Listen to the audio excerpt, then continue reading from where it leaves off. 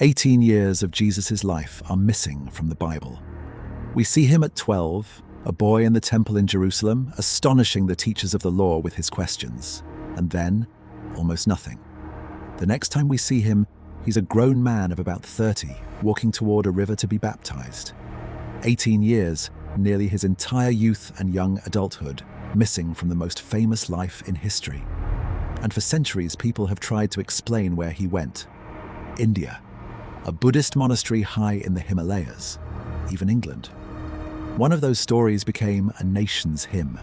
Another was a lie so convincing that a professor crossed the Himalayas to expose it.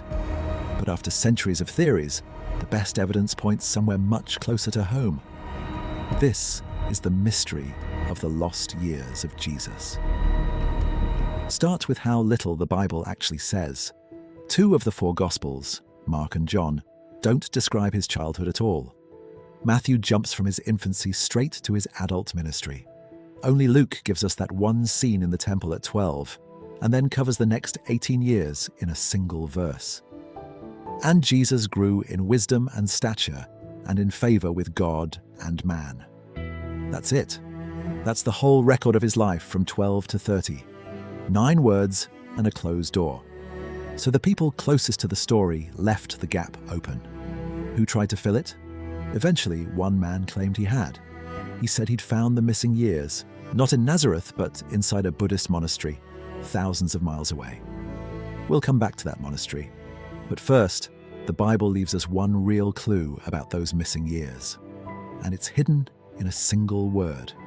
Years later, when Jesus goes home to Nazareth and starts to teach, the crowd who watched him grow up is stunned and a little offended.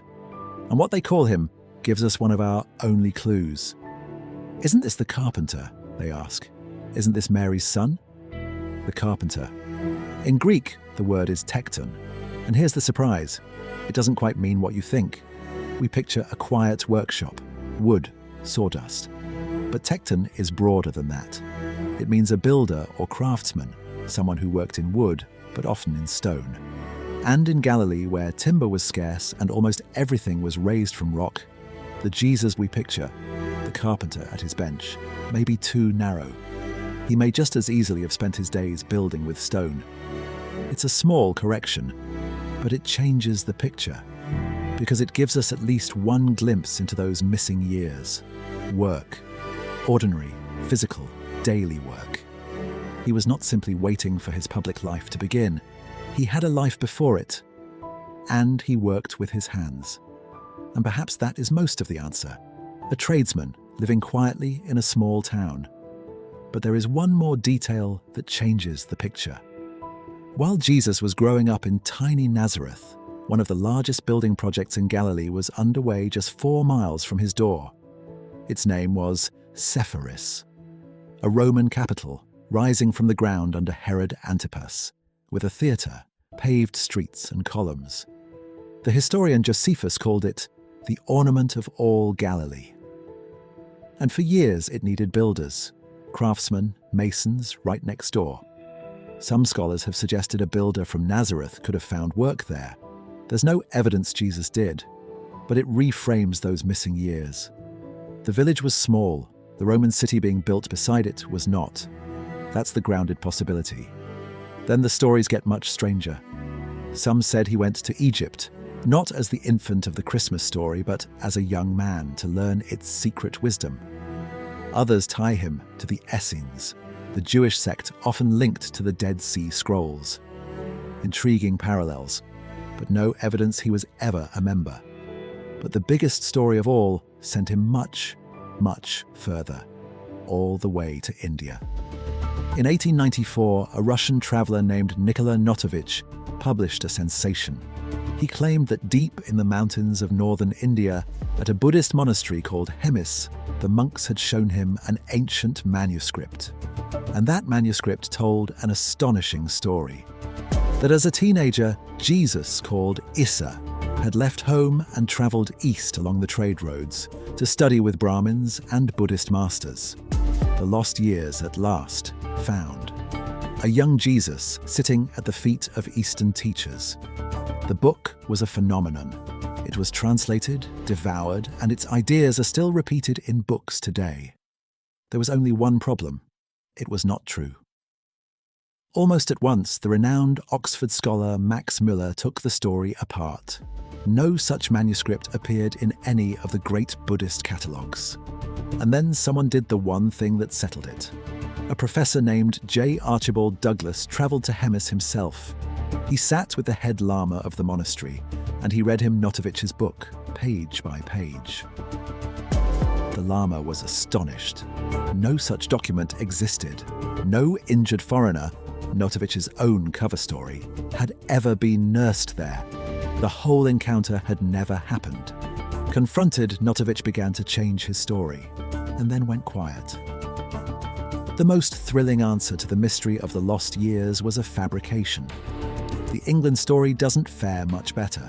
It's the legend behind the famous hymn, Jerusalem. But the tradition only appears centuries after Jesus lived, and there's no contemporary evidence he ever set foot there.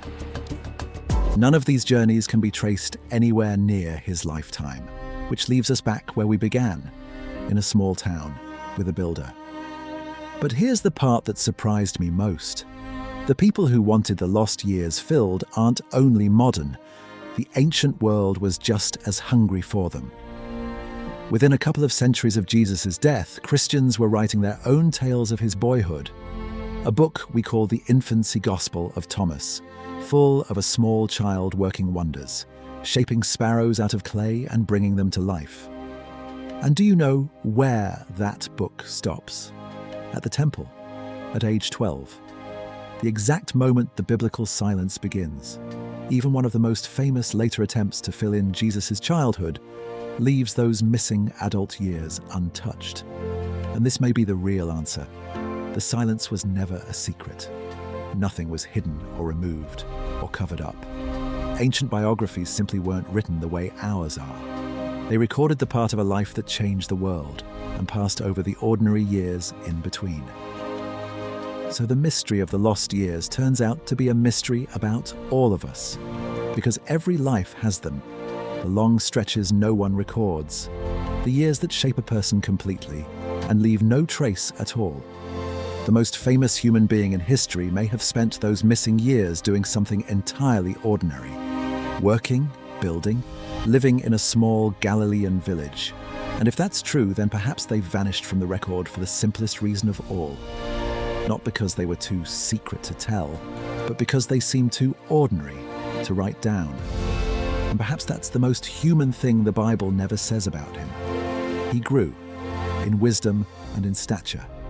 And then one day, at about 30 years old, he set down his tools, walked to a river, and the story the world remembers began. The Bible is full of these silences, and not all of them stay silent. If you want to keep following the threads the world left out of the story, subscribe, and we'll see you back here in the archives.